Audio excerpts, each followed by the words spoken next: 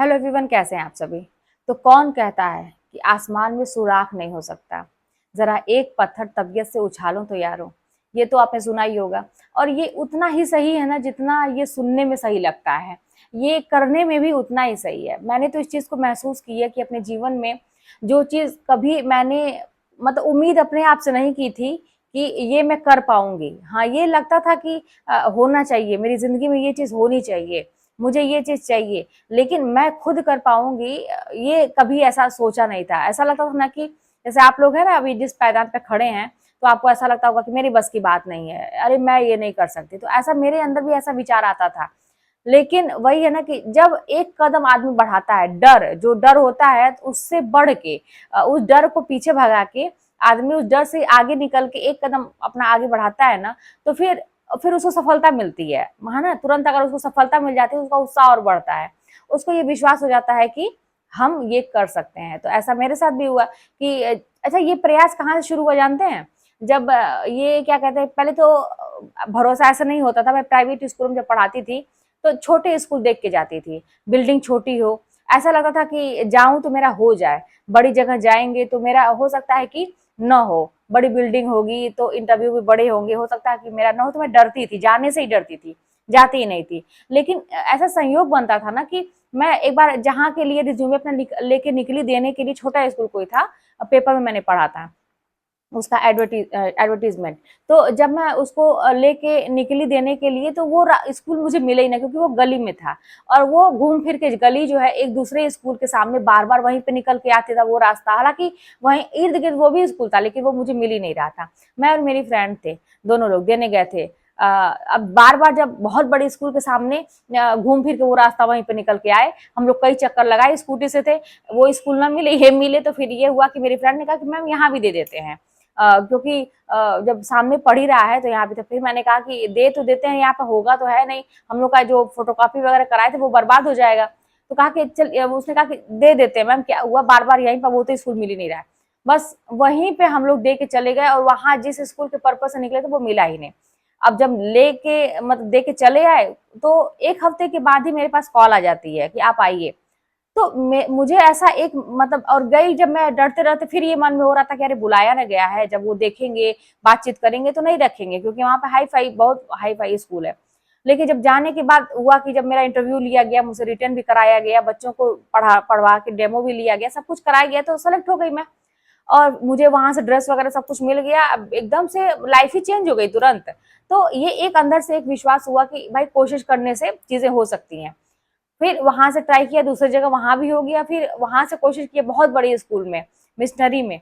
तो वहां भी यही डर था। लेकिन मुझे फिर किसी ने एडवाइस किया कि जब तुम अच्छा कर ही रही हो, तुम्हारे अंदर ये गुण है, जैसे ये जो कल्चरल एक्टिविटीज जितने भी होते हैं सारा मैं करा लेती थी, तो तुम ऐसे स्कूलों में जाओ, वहां पे बहुत वैल्यू होती है।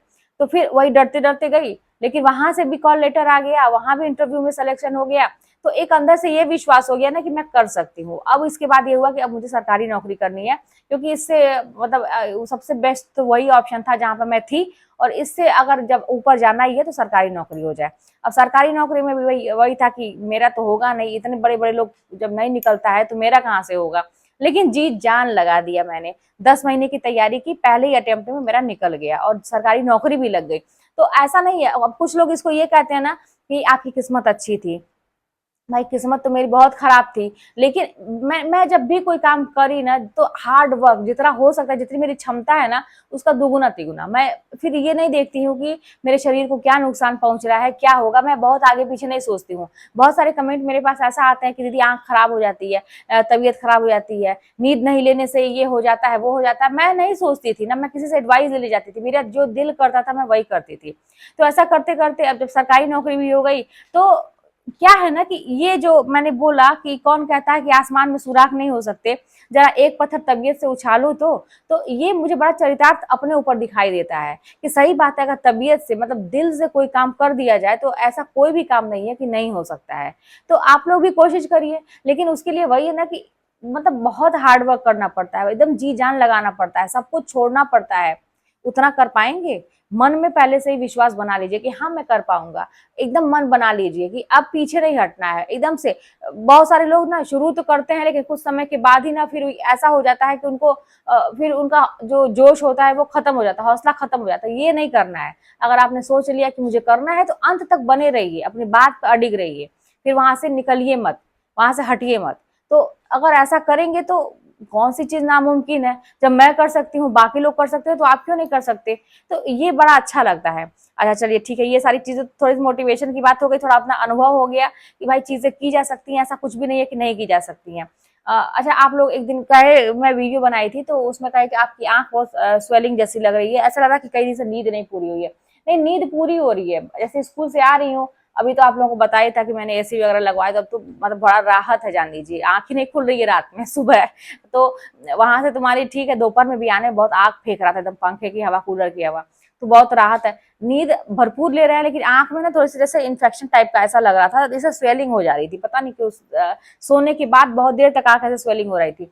तो मैं एक दवा डाल रही हूँ तो उससे थोड़ा सा आराम है, लेकिन मैं डॉक्टर को दिखाने वाली हूँ। यही अब छुट्टी होने वाली है ना हम लोगों की 20 तारीख से, तो वही मैंने सोचा गर्मी की छुट्टी हो जाए तो बहुत सारे काम पेंडिंग है, तो मैं दौड़ धूप के खुद अपना करवाऊंगी। और घर का भी आप लोग पूछ रहे थे, दीदी बताइए घर कितना बना हुआ है। तो घर में प्लिंथ बीम का जो नींव का काम होता है, सबसे ज्यादा पैसा जाने जो उसी में लगता है। मैं आप लोगों को आगे शेयर करूंगी कितना कितना पैसा लगा, बहुत ज्यादा पैसा उसमें लग जाता है। और अब दीवार चल रही है, दीवार मतलब हो गया है, ऊपर तक हो गया है।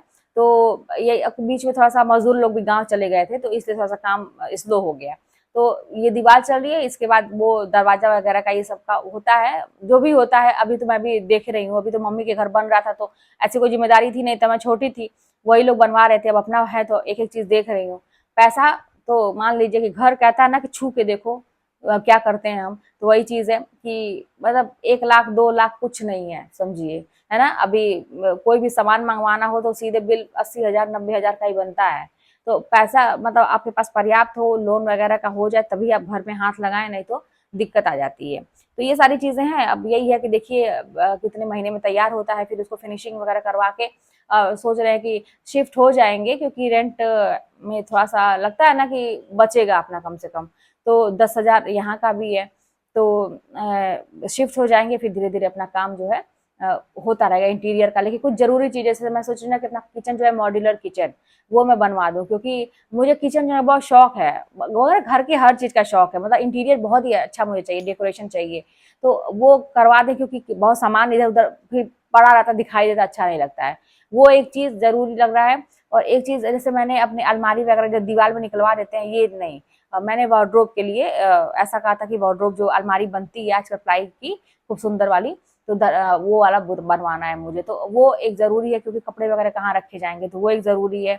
बाथरूम का है ना, अभी नीचे का टाइल्स तो नहीं लग पाएगा, क्योंकि फर्श का होता है ना, मिट्टी वगैरह बैठती है। तो बता रहे थे लोग कि अभी 1 साल 2 साल रुक के जब फर्श हो जाएगा, जब फिर मिट्टी बैठ जाएगी, तो फिर उसके बाद टाइल्स लगवाइए। ठीक है भाई, चलो ये भी है, अभी पता नहीं पैसा बचेगा कि नहीं। तो ये बाथरूम का जरूरी है, टाइल्स वगैरह तो वहां पे हो जाएगा, वो करवाना। देखते हैं अगर पैसा बचेगा तो ऊपर का एक रूम, या फिर देखते हैं कि जैसा भी होगा। छत एक साथ लगवाना है, एक ही साथ लगवाना है, छत में बीच में वो नहीं करवाना, ज्वाइंट नहीं करवाना, क्योंकि बाद में वो दिक्कत देता है। तो देखते हैं जैसा भी होता है। तो ऐसा ही एक प्लान है घर का, कि मतलब जैसा पैसा बचेगा वैसा काम होगा। फिलहाल तो एक इतना हो जाए कि रहने लायक हो जाए, कि हम लोग शिफ्ट कर जाए, फिर धीरे धीरे उसमें काम होता रहेगा। तो ये सारी चीजें थी। आप लोगों ने कहा था दीदी अपना घर दिखाइए कितना बना, तो जा ही नहीं पाई, इतनी धूप हो रही है ना दोपहर में। अब ये छुट्टी होगी ना 20 तारीख से, उसके बाद मैं आप लोगों को एक ब्लॉग बनाऊंगी, तो दिखाऊंगी कहाँ तक घर बना है। यही सारी चीजें हैं। चलिए फिर मिलते हैं नेक्स्ट वीडियो में। आप लोग भी ऐसे ही दिल से अपने काम करिए ना, जिस चीज में लगे हैं ना, दिल लगा के करेंगे ना, तो वो काम जरूर पूरा होता है। हार मत मानिए, ये जिंदगी है, उठा उठा के पटकेगी आपको, लेकिन आपको यही दिखाना है ना कि मुझे फर्क नहीं पड़ता है। चाहे जिंदगी कितना भी नाचना चाहे ना, मुझे फर्क नहीं पड़ता है, फर्क तो पड़ेगा, लेकिन आपको ये शो ऑफ नहीं करना है। आप उठ के खड़े हो जाइए, दोबारा उठ के खड़े होइए, फिर उसी तल्लीनता से काम करिए। चलिए मिलते हैं नेक्स्ट वीडियो में। कोई बात होगी तो कमेंट के माध्यम से बताइएगा, चैनल पर सब्सक्राइब करिएगा, शेयर करिएगा। मिलते हैं नेक्स्ट वीडियो में।